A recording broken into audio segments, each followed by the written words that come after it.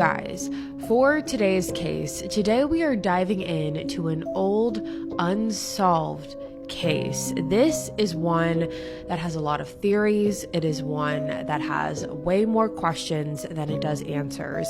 And it is one that I am very, very interested to hear what you have to think about it, because truthfully, I don't know where I lie in this case. So as you can tell by the title, today we are talking about the disappearance of the Sodder children. So with that being said, let's jump right on into it today. Now, to understand what happened to the Sodder children, we initially need to start out with looking at who the Sodder family was. The Sodder family consists of husband and wife George and Jenny Sodder, as well as their 10 children. They had 5 girls and 5 boys. Now, the father, George Sodder, was born in Italy in 1895, and he immigrated to the United States when he was 13 years old with his older brother. However, upon arrival, his older brother decided to leave the U.S. right when they got here, leaving George on his own.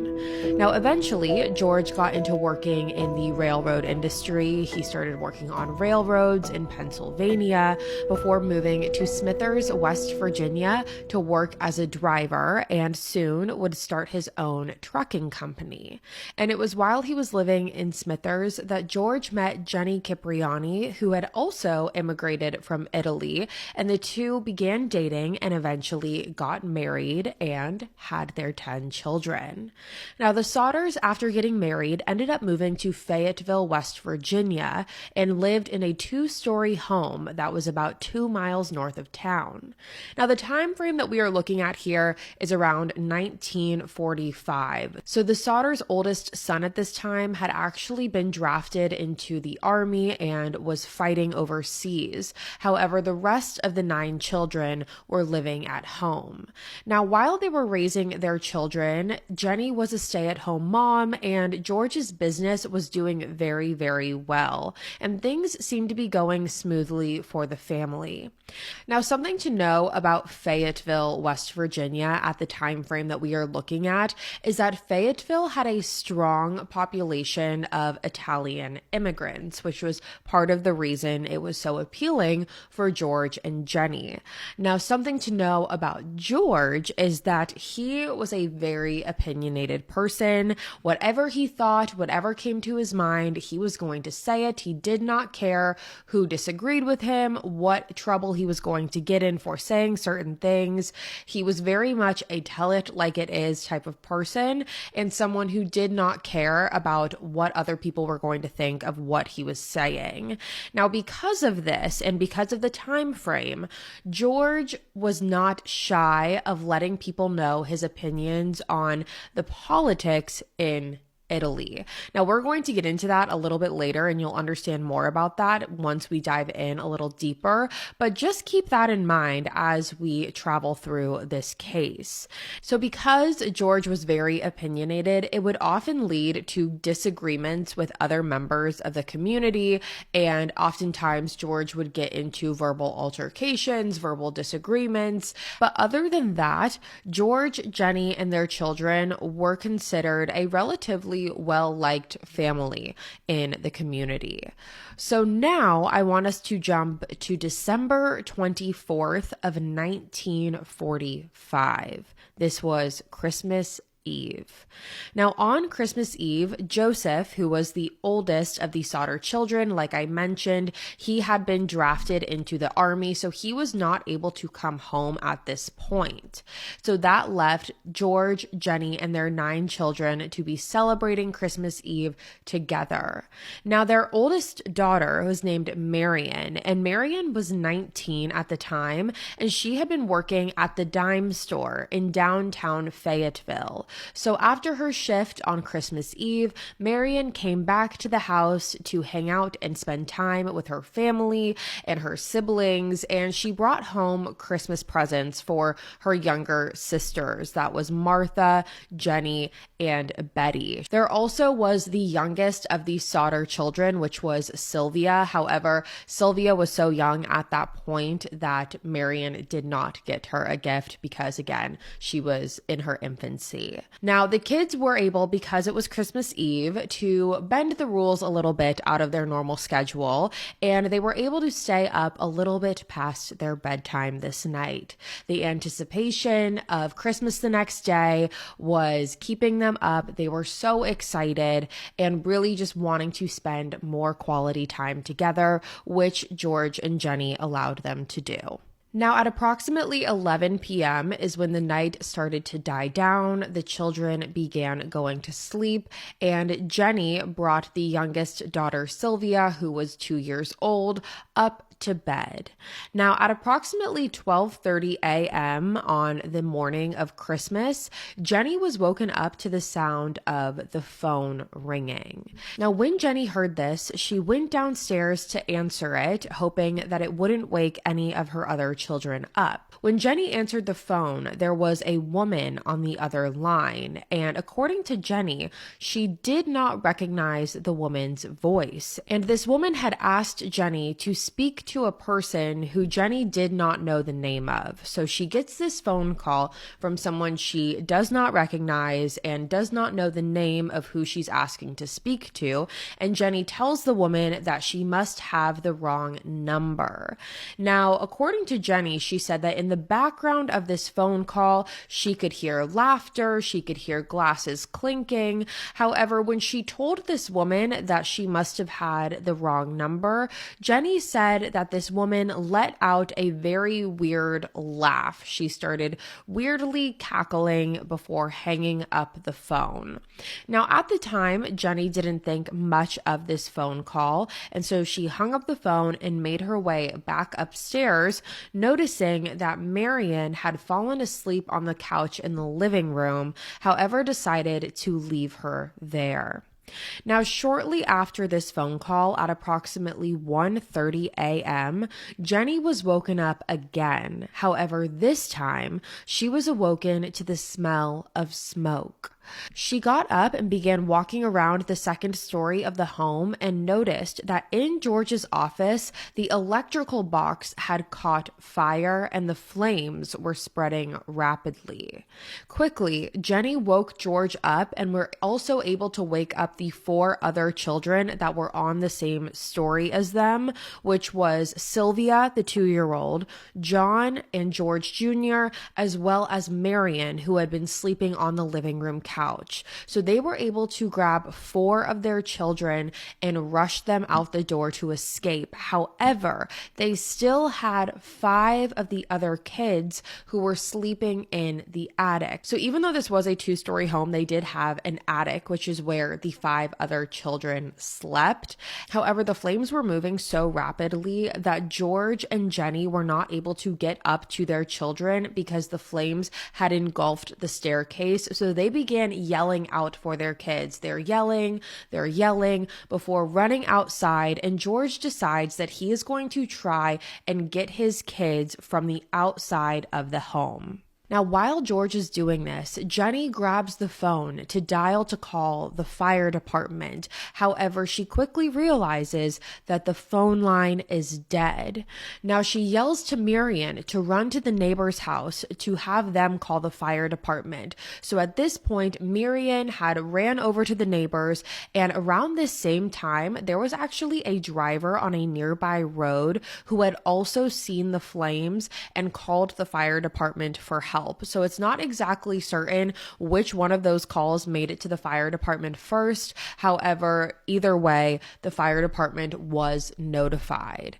Now, like I mentioned, while Marion was off trying to get a hold of the fire department, George was trying to find alternate ways to get his kids out of the attic from the outside of the house. And his first idea was to grab the ladder. Now, typically, George kept his ladder on the side of the house at all times. times. That was where it went. That was where its spot was. However, in this specific instance, when George ran around the house to grab the ladder, he noticed that it was not in his usual spot and that the ladder was nowhere to be found. Now, George realized very quickly that he did not have time to go around looking for this ladder. So his next option was to take the 2 trucks that he had for work and put them up against the house to try and stand on top of them with hopes that he would be able to get into the attic that way. However, again, when getting in the car and turning on the trucks, weirdly enough, the trucks would not turn on, which again was very strange because these trucks were working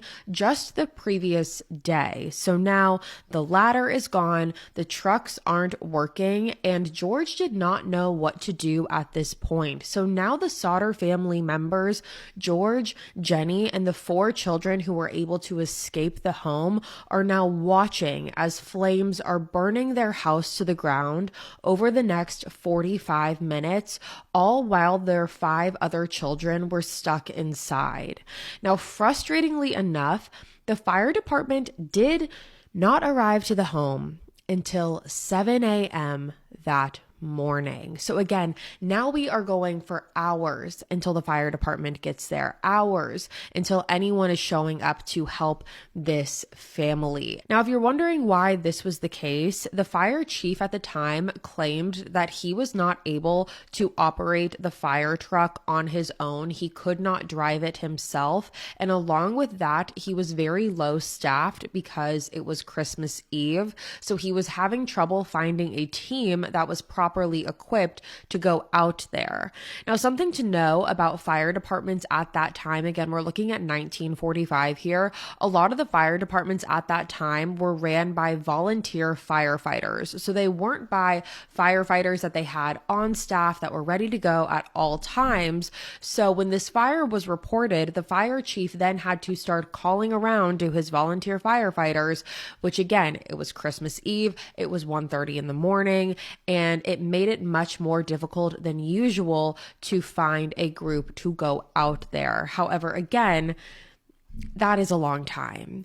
Now, by the time that the fire department did go out to the Sauter house, which interestingly enough, one of the firefighters on this squad just so happened to be Jenny's brother, so these children's uncle. By the time the firefighters arrived, they spent only several hours maximum rummaging through all that was left of the home. Now, ultimately, it was determined that this fire was caused by an electrical issue and that the 5 children who were sleeping all sadly perished in the fire. Those children were 14-year-old Maurice, 12-year-old Martha, 10-year-old Louis, 8-year-old Jenny, and 6-year-old Betty. Now, here's where things get a little strange. After rummaging through the fire debris, the fire chief claimed that there was absolutely no remains found in the fire. I'm talking no bone fragments. I'm talking not a tooth, not a piece of cloth, nothing. There was nothing found in the debris. And the fire chief was chalking this up to be because the fire was so strong that it just completely consumed the children, leaving absolutely nothing behind.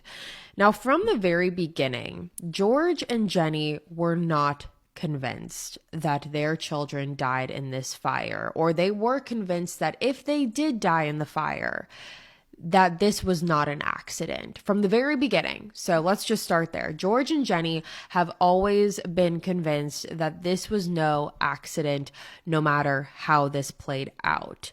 From the beginning, they were adamant on the fact that if their children had died in a fire, there would be some sort of evidence to prove it. There were 5 of them up in that attic. So to have no evidence out of the 5 of them that one of them or any of them, 2 of them, them, 3 of them, or all of them had died in that fire was very hard to believe. So because of this, George and Jenny start doing their own research. They start asking around, and they go to a local crematorium. And it was there that George and Jenny learned that typically when a body is cremated, there are going to be bones or bone fragments that survive the fire. They were told that bones and bone fragments survive fires. The crematorium explained that when a body is cremated, you are exposing it to temperatures of up to 2,000 degrees Fahrenheit for several hours. And even after that, even after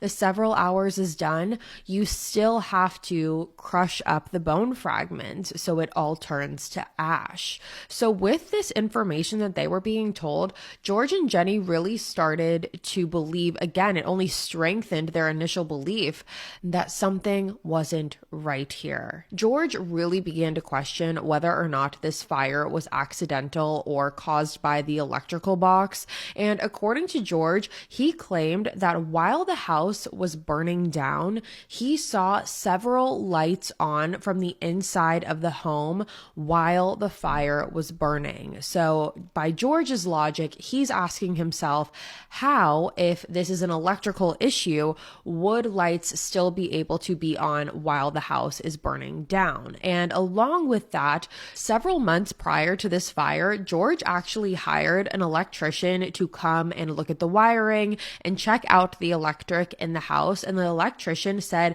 that everything looked good and he gave the house a passing grade. So for George to be told that this was an electrical problem was very hard to believe.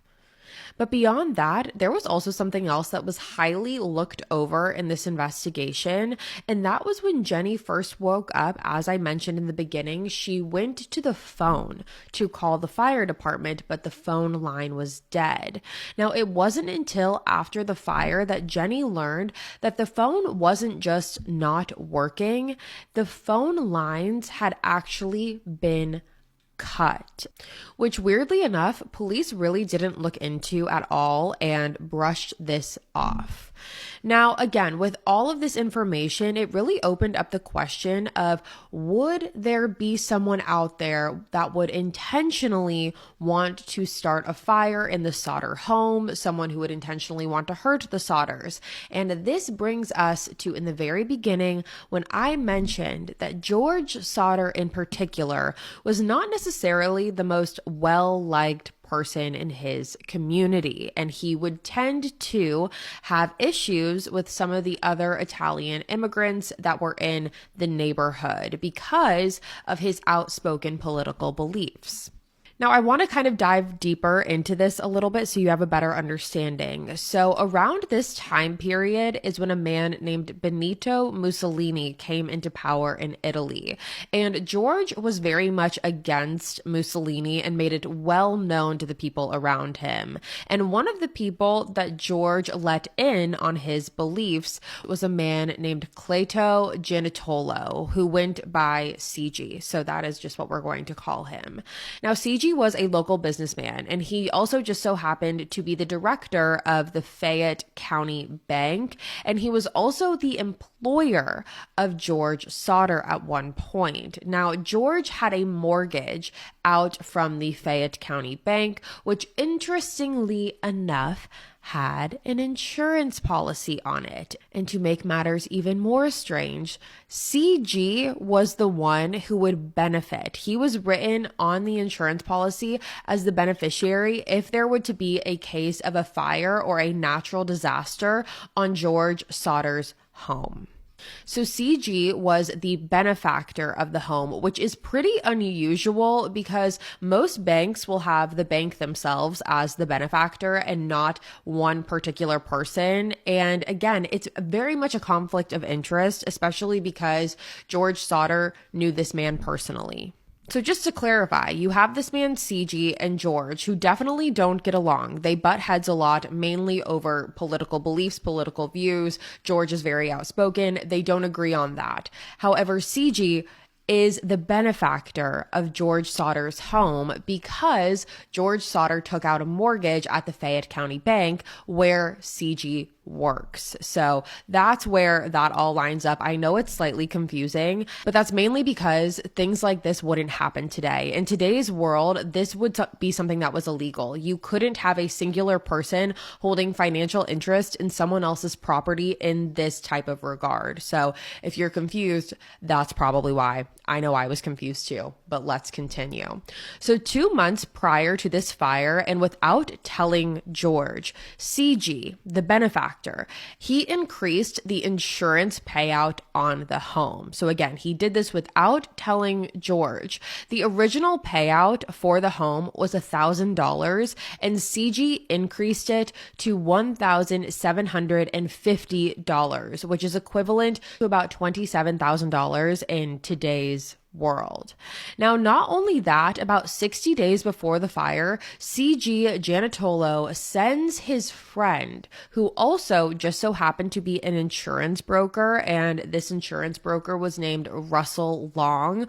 So CG Giannotolo sends Russell Long out to George Sauter's home and attempts to sell George Sauter life insurance for all of his children. Little strange. And George refuses this. He pretty much slams the door in Russell's face and tells him not to come back because he wasn't going to take out life insurance policies on his children. Now, in response to George denying this, CG Giannotolo gets very, very angry. And he goes on to say some pretty intense threats to George. CG Giannotolo tells George that his children are going to be destroyed and that his house is going to go up in smoke. He also says that George is going to have to pay for all of the bad things that he has said about Mussolini.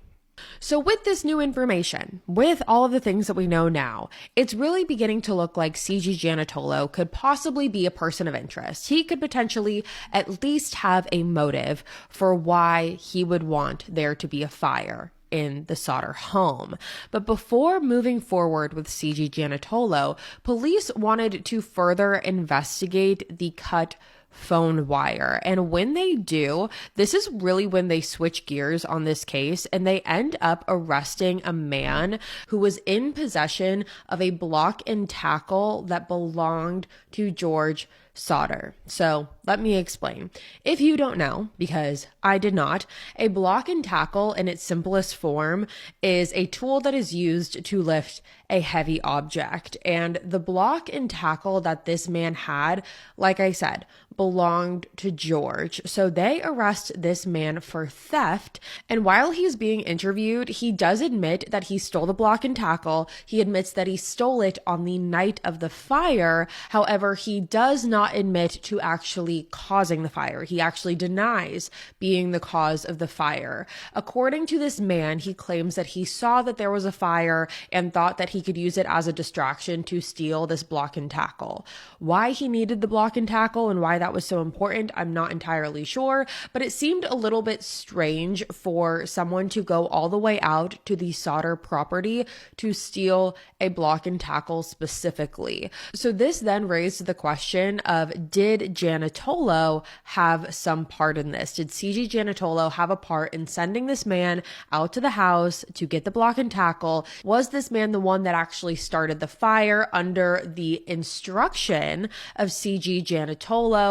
But either way, police ended up believing his story because he had the block and tackle, and they ended up letting him go. But regardless, police don't question him or charge him any further, and they end up letting this guy go. But along with that, police never brought in CG Giannotolo at that point or any point after that to question him about his possible involvement. Now, at this point, George and Jenny were getting very frustrated. They felt like the investigation was going nowhere. It just wasn't moving at the speed that they wanted it to go. It didn't have that initiative that they wanted. So they began to investigate on their own.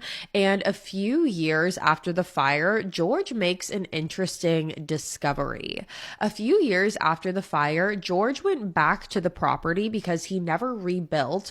He went back to the property where the dirt was, and he began digging around the property and did an excavation. And when doing this, he actually was able to recover potential human bones. So he's digging up the property and he finds these potential human bones, and he sends them to a Smithsonian research lab. And according to this lab confirmed that these bones were in fact human remains and human vertebrae, and that it was potentially from a young man between the ages of 16 and 24 years old. Now, if this is true, the bones most likely belonged to George and Jenny's son, Maurice, who was 14 years old at the time of the fire. But the weird part about this was that there was no evidence of any charring on the bones. And this is something that is very unusual for someone who would have died in a fire. If someone gets burnt alive or burnt to death or dies in a fire, their bones are going to be charred more than likely. So again, at this point, it just brings up more answers to the police. And police now are starting to question if someone else's remains were placed in the home whose bones were not charred and were almost used as a cover-up. So did someone go in and place these bones that belonged to someone else to try and make it seem like it was the Sodder children so the investigation would stop, so no one would look into it any further? But regardless, throughout all of this, the Sodders really kept up their hope that their children were still alive. George and Jenny began seeking the public's help at this point to see if anyone else could help in the search of their children, and they actually put up a reward of $5,000, which then increased to $10,000, which was a pretty hefty reward at that time. And after offering this reward is when they do get some new information.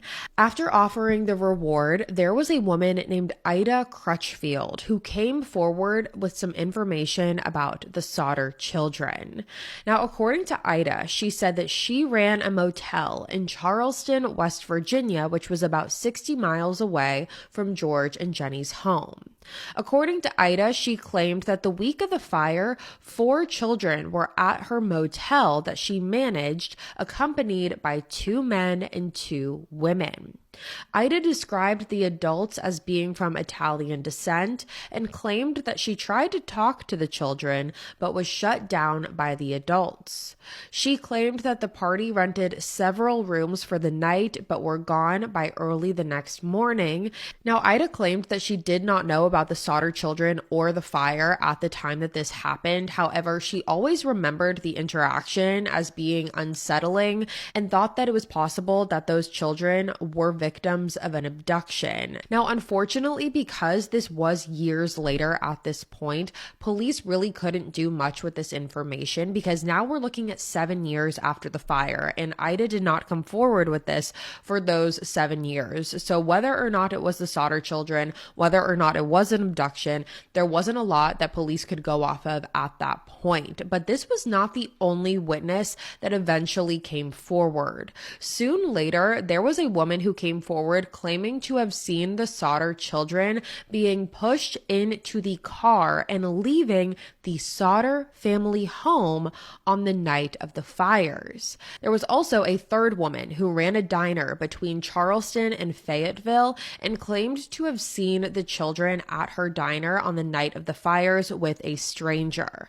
Now, police started to question that if these theories were true, it could potentially be painting a picture of what happened to the Sodder children if they did not die in that fire, meaning they could have gotten pushed into a car, gone to a diner, and then to a motel later that night. So it's giving police a potential timeline. However, again, sadly, this was so many years later, and police weren't really able to do much with the information that they were given at that point.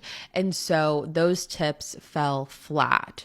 So now this brings us to 20 years after the fires. And at this point, George and Jenny are still on a mission to try and figure out what happened to their children. And this is when something very, very interesting takes place. In 1967, George and Jenny receive a strange letter that was mailed to them from Central City, Kentucky.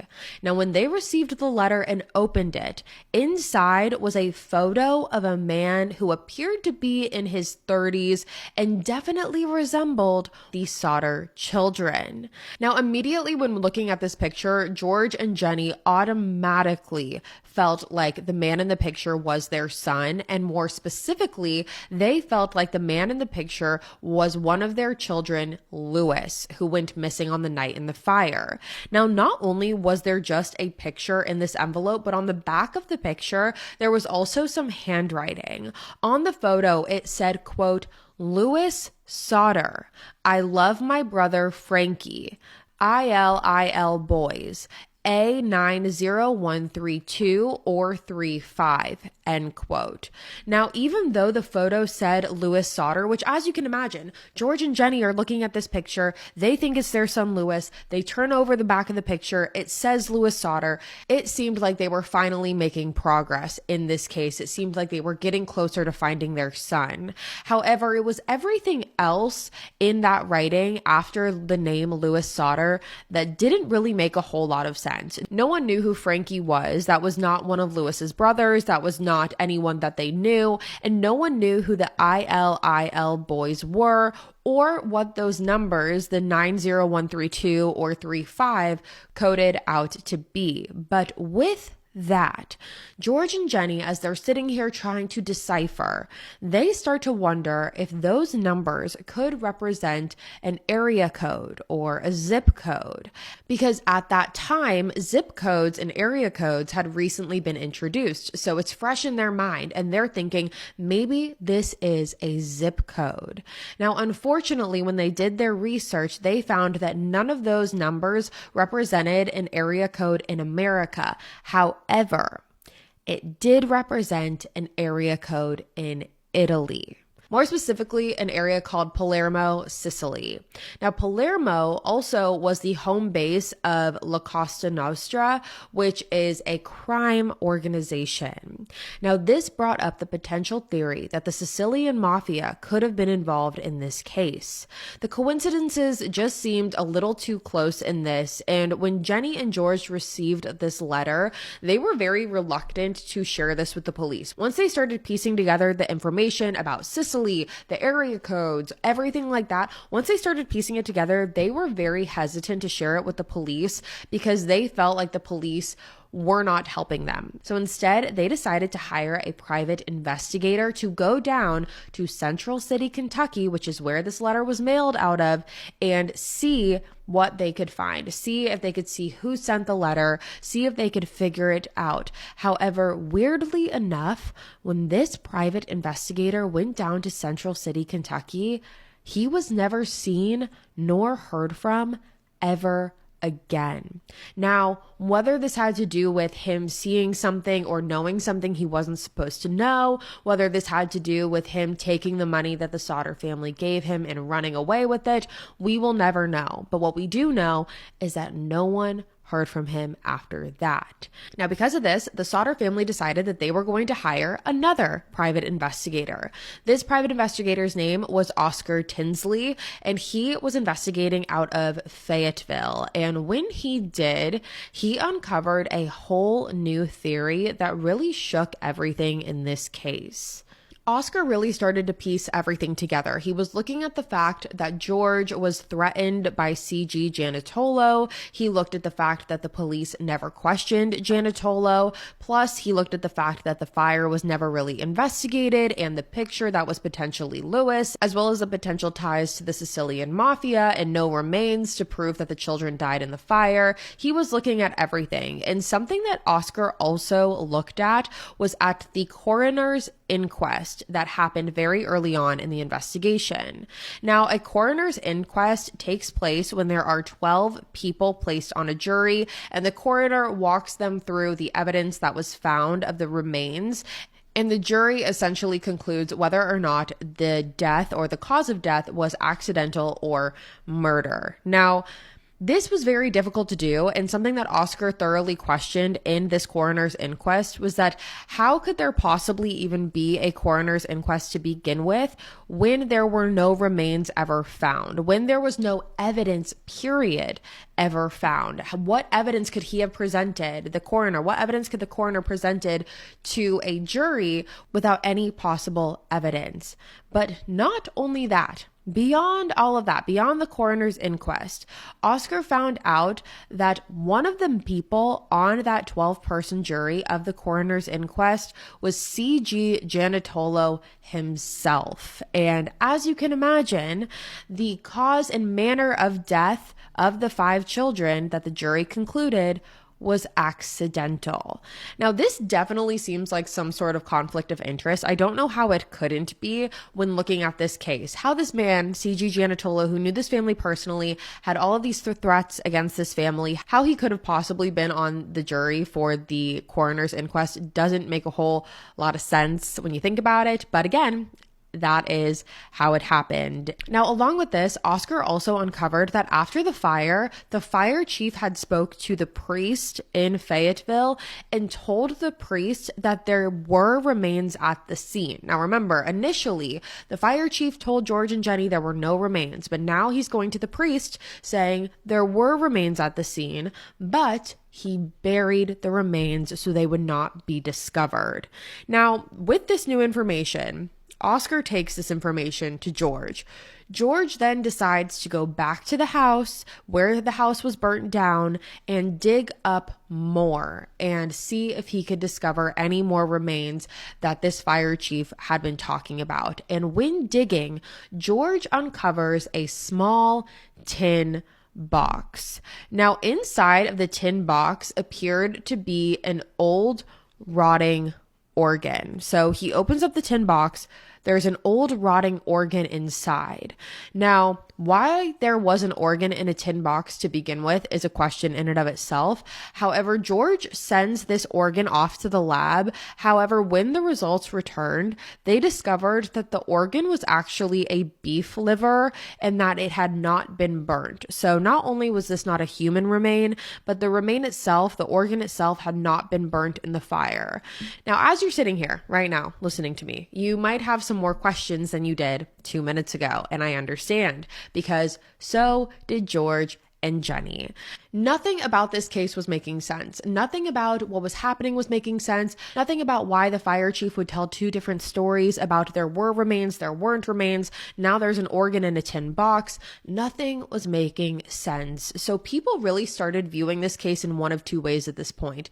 The first being that the fire chief was just trying to give the family a sense of closure, thinking that after years and years of George and Jenny suffering, that it would just be better to tell them, like, listen, there were remains there and I just didn't want to tell you at the time because it was too painful, so I'm just going to give you this sense of closure. Or they looked at it as the fire chief trying to cover up what really happened to the children and get George and Jenny to stop looking for them. So people were starting to either view it in a way of like, oh, the fire chief is trying to do the right thing, give the family closure and give them a sense of peace, right? After all of these years, they're struggling, they're searching for answers. Let's just give them peace. Whereas the other half of people were thinking it wasn't necessarily peace that the fire chief was looking for. It was more so a deflection, a distraction. Let's just stop looking into this case any further. So people were really going one of 2 ways with this. Now, again, it's important to remember when looking back at the night of the fire that it took over 7 hours for the fire department to arrive at the scene. And again, he claimed it was because of lack of manpower, which is why they could not get out there to stop the fire. But regardless, it did not matter because George and Jenny were determined to figure out what happened to their children.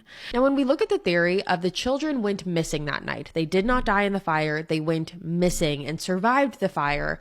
Why did they never come forward? This is the question that gets risen. Why did they never come forward if they survived the fire? They've grown up years and years. Is it because they were brainwashed and never given the opportunity? Was it because they were held captive for so long and then killed later on? Again, just brings up more questions. But a lot of people out there believe that it is possible that the Sodder family and the Sodder children that disappeared that night wanted to disappear and never came forward because they never wanted to be found. So let's look at this as a new theory. This new theory hypothesizes that the 5 Sodder children started the fire intentionally and ran away with the hopes of never being found. Now, this theory in particular gets strengthened in 1967, which was the same year that the Sodders were sent that photo of Louis Sodder. And this is when a woman in Texas sent a letter to George and Jenny Sodder. And in this letter, this woman claimed that she had recently been out at a bar and she had met a man and a woman. And she claimed that everyone was drinking, everyone was having a good time. And while everyone was drinking, after everyone had gotten comfortable and a little tipsy, this man and woman claimed that they themselves were Louis and Marie Sodder. They claimed that they were the missing Sodder children, and the woman claimed that Louis was definitely more talkative about this than Marie. She claimed that Marie didn't really speak about it, but Louis had said that he had disappeared from the fire, from the Sodder family home, and that he was one of the missing Sodder children.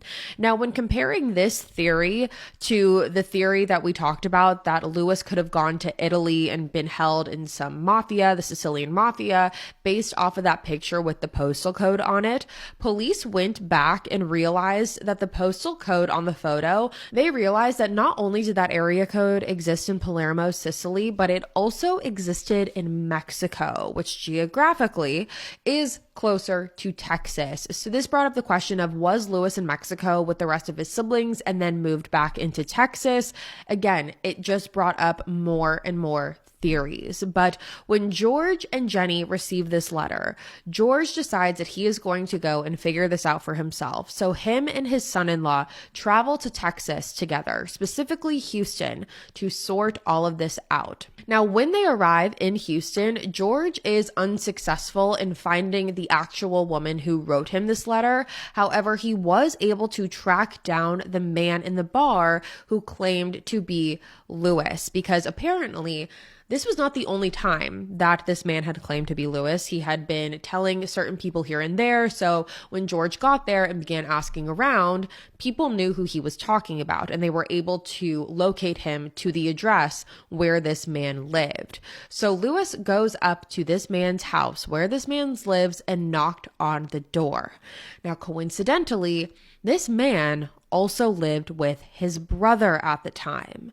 Now, when the man opens the door and George introduces himself and he explains the whole story, explains why he's there, the so-called Louis claims that he had no idea what George was talking about. He was not Louis. He was not George's son. George was not his father. And he adamantly denied either one of them, because remember, he lived with his brother, being his children.